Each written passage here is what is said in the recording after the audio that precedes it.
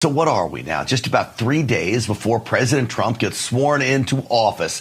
And I want to tell you, I'm looking forward to this. It's going to be a great day and a great day for the country. But with that said, I do have some concerns about that day. For a long time, I have been very fearful that we would get groups out there to try to cause and wreak havoc on the people going to the inauguration. So with that, in many respects, I'm very glad they are moving the inauguration indoors. Now, President Trump cites the cold weather, and he wants the police officers, emergency responders, and all of his fans and supporters to be safe in what will be very cold weather. But I think there may be something else at play.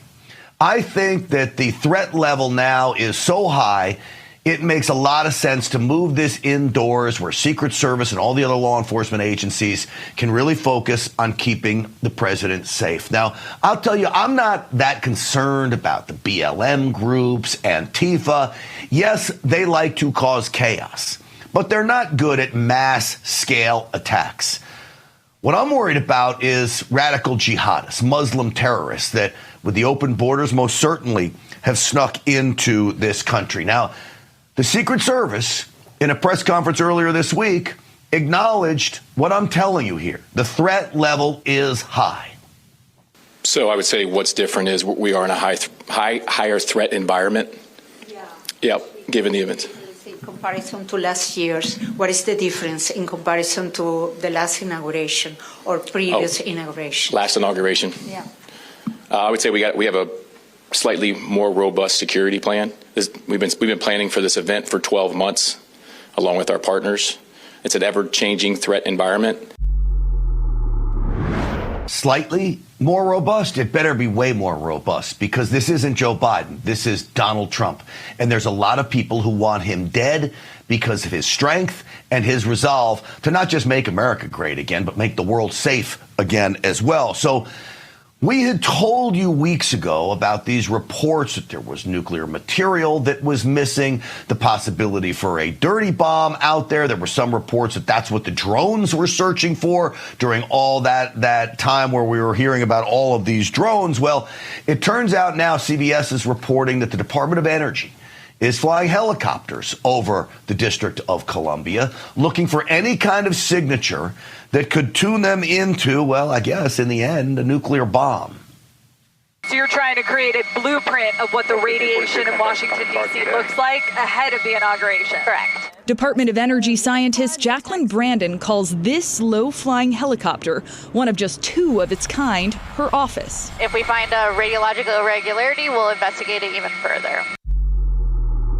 All right, so you see what she's saying is you create a blueprint. Where's the radiation coming from? You know that's a normal level. Anything deviates from that on Inauguration Day or leading up to it, well, then you send investigators in. Fine. All of this is proof to me that I think there are many inside government, the good ones, that realize radical jihad is very real. I believe there are sleeper cells in every city in America, and you better believe there would be no bigger target than President Trump's inauguration. Now, assassinating him is going to be very difficult on a day like this. There's going to be Secret Service, other law enforcement around him. He will be well covered. But the people going and attending this inauguration, I worry about even more than President Trump in some respects. Moving them inside is better. But now remember, we've been dealing with this for a while. Marjorie Taylor Greene pointed that out right here on Real America's Voice. There could be more sleeper cells, and we hope and pray we don't see anything else happen in America. But also today, President Biden started talking about potentially launching an attack on Iran if Iran moves towards having any type of nuclear program. All right. Now, that was from a couple weeks ago. I played it for two reasons. One, she acknowledges what I know, sleeper cells around this country. Two, what Joe Biden is doing with the rhetoric is not de-escalating tensions leading up to President Trump's inauguration, then let the next administration take over. He's escalating tensions, which causes a very big problem for any group supporting countries like Iran, the #1 state sponsor of terror. Now, this is Congressman Turner. He's on the Intelligence Committee. Listen to what he has to say about all this. But certainly at this time, as we go into the inauguration for Donald Trump, where we even have, state actors like Iran, where we have in custody individuals who've come here with the stated purpose to assassinate as a part of a plot to, have been alleged to perpetrate a plot to assassinate Donald Trump. We have a number of actors that pose a risk and a threat to Americans. Far too many, in fact. But what troubles me is when you get people in positions of power inside law enforcement that make statements like this. This is the D.C. police chief. I'm actually troubled by her comment here. As of this moment, there are no credible known threats here in the District of Columbia, but out of an abundance of caution, I have heightened our security postures across the city in light of the recent events. No credible known threats? I'm not a CIA agent. I'm not an FBI agent. I'm not even a police officer inside the D.C. Police Department. I'm going to tell you there's a lot of known threats.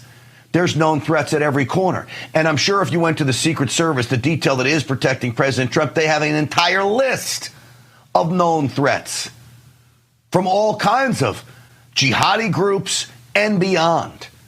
So to say that there's no known threats, to me, worries me. Now, speaking of CIA agents, this is a woman by the name of Sarah Adams. She went on the Sean Ryan podcast. She is spelling out the threat leading up to President Trump's inauguration and beyond. Really what she's talking about is the threat we all face here in America right now. You are 100% certain that there are 1,000 plus al-Qaeda trained fighters within the United States borders?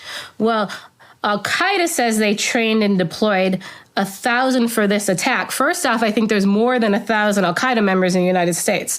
But for the Homeland attack, that number is based on what al-Qaeda is saying, so they could exaggerate it. However, they did have about 1,400 in the Hamas attack, so the number is not off from what they did in the first round of attacks. She and others are predicting a similar style attack that was carried out in Israel back on October 7th.